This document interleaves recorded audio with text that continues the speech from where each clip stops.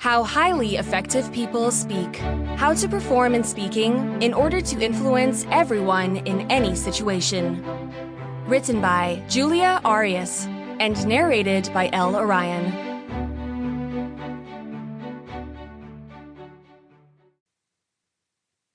Introduction. Welcome. I'm delighted that you've picked this guide. A decision that reflects your understanding of how important communication is in shaping our lives.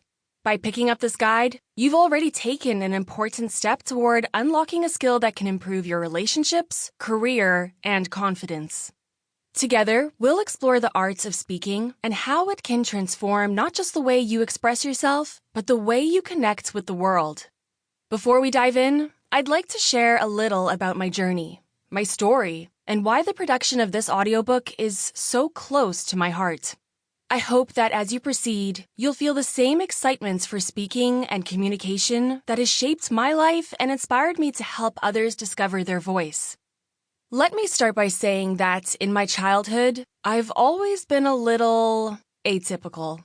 While most kids in the 90s were glued to their TVs and Game Boys, I grew up in a household without any of that.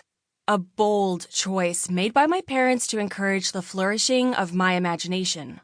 At the time, it felt like a social experiment.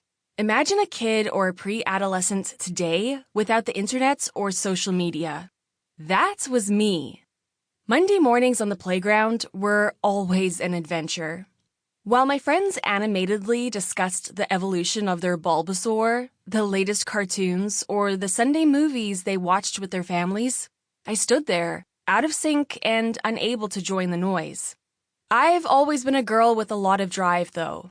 Rather than sinking in sadness, at that young age, I made a choice. If I couldn't talk about TV shows, I'd create my own kingdom of stories.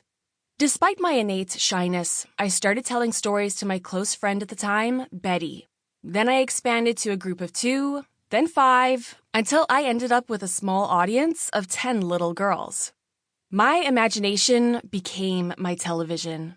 I devoured books for kids filled with Greek myths, Oriental tales, and anything else that sparked wonder. Those stories became my currency, my way of finding connection. Monday mornings turned into my stage, a one-person show where I retold the myths I loved with passion, humor, and ardor. I will never be able to thank my father enough for instilling in me this passion for antiquity. The boys often thought I was too much and strange. Sample complete. Ready to continue?